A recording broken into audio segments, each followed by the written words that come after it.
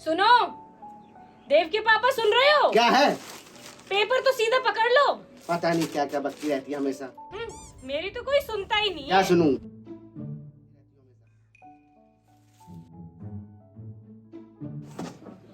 जय मसीह मम्मी, मैं पानी ले आया।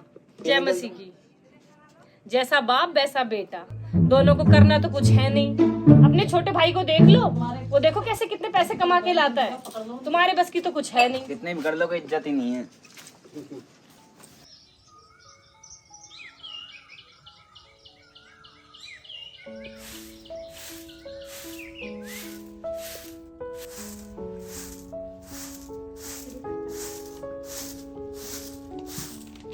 जब देखो तब न्यूज़पेपर पढ़ते रहते, कुछ तो आता नहीं है।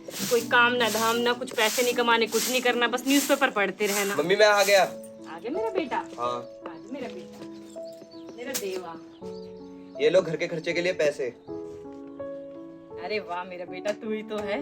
देख मेरा बेटा कितना पैसे कमा के लाया है। अरे वाह मेरा बेटा, वाह भाई। और एक अपने बड़े भाई को देख ले, कुछ भी नहीं करता, घर में पड़ा रहता। और अपने पापा को देख ले, बस न्यूज़पेपर पढ़ते रहते, कुछ तो करते नहीं है। मेरा बड़ा बेटा आनंद है, जिसकी मेहनत से कभी दिखाई नहीं देती। सारे खर्चे, सारी चीजों का तू ही तो संभालता है। कितनी लालची औरत है ये, हमेशा पैसा पैसा करती रहती है। जब देखो पैसा, ये नहीं पूछते उससे कैसे कमा के लाता है, कहाँ से लाता है ये।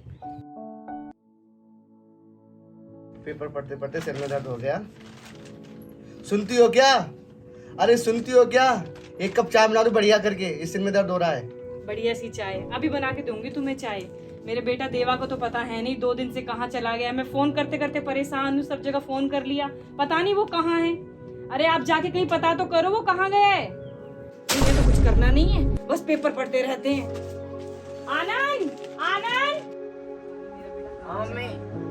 हाँ मम्मी, क्या हो गया? क्यों परेशान हो? अरे बेटा मैं तो बहुत परेशान हूँ, पता नहीं 2 दिन हो गए बेटा, तेरा भाई देव को पता नहीं कहाँ गया है। सब जगह मैंने फोन कर लिए बेटा, तेरे पापा से भी कह दिया, वो भी नहीं सुनते। अब बेटा तू ही कुछ कर, कहीं जा पता कर, क्या उसके दोस्तों में कहाँ गया है वो। ठीक है मम्मी, आप परेशान मत हो, मैं जाके देख के आता हूँ। जा जा बेटा, देख के जा। भैया आपने मेरे भाई देव को देखा है? ना भैया, मुझे ना पता। ठीक है। आनंद आनंद आनंद, इधर आओ। अपने बड़े भाई को देख रहे हो ना? हाँ। उसको पुलिस पकड़ के ले गई है चोरी के केस में। क्या पुलिस?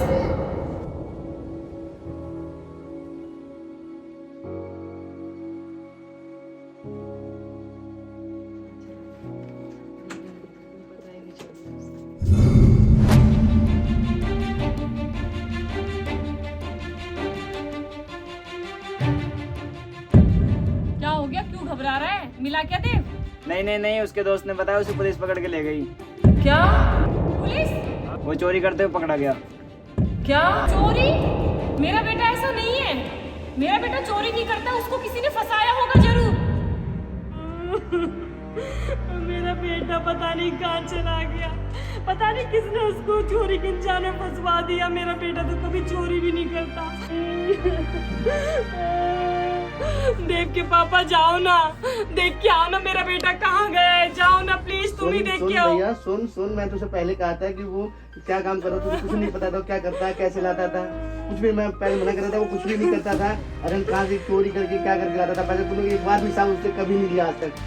अरे कोई बात नहीं, अब तो जाओ ना देखने के लिए ठीक है, कहाँ मैं गया है जाता हूँ। मेरा बेटा। अभी जा रहा हूँ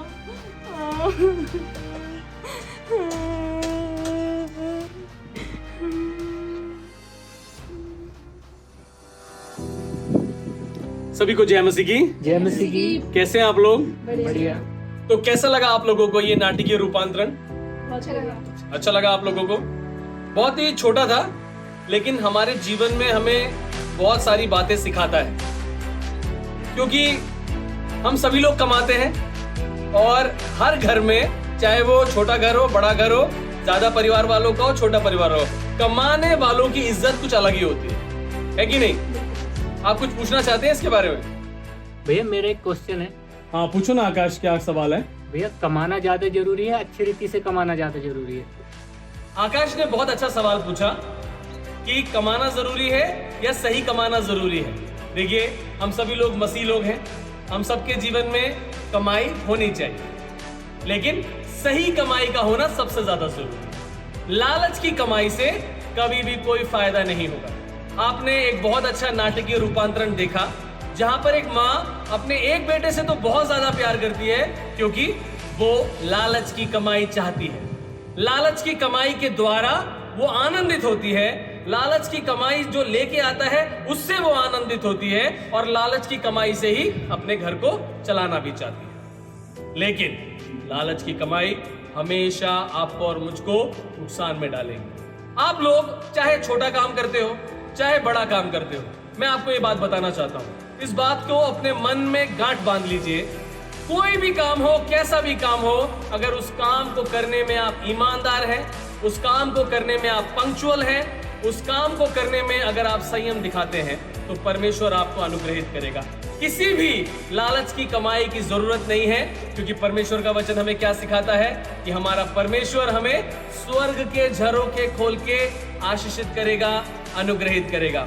बहुत बुरा हुआ देव के साथ क्योंकि वो लालच की कमाई को अपने घर में लेके आता था। अपनी मम्मी को लालच की कमाई के द्वारा आनंदित करता था। उसकी मम्मी को भी वो लालच की कमाई कहां से आ रही है, कैसे आ रही है, उससे कोई फर्क नहीं पड़ता। ज्यादातर घरों में ऐसे ही होता है, ज्यादातर कलीसियाओं में भी ऐसे ही होता है। कोई नहीं जानना चाहता कि इसका सोर्स क्या है, ऐसा कहां से आ रहा है। चोरी से आ रहा है, धोखेबाजी से आ रहा है, लेकिन उस लालच में हम पड़ जाते हैं। लालच की कमाई एक आदत है, इस आदत को तोड़िए, परमेश्वर के अनुग्रह में बने रहिए क्योंकि परमेश्वर आपको और मुझको आशीषित करने वाला परमेश्वर है। May God bless you. परमेश्वर आपको आशीषित करे। ये वीडियो देखने के लिए इस वीडियो को लाइक कीजिएगा, शेयर कीजिएगा और सब्सक्राइब कीजिएगा। Thank you very much.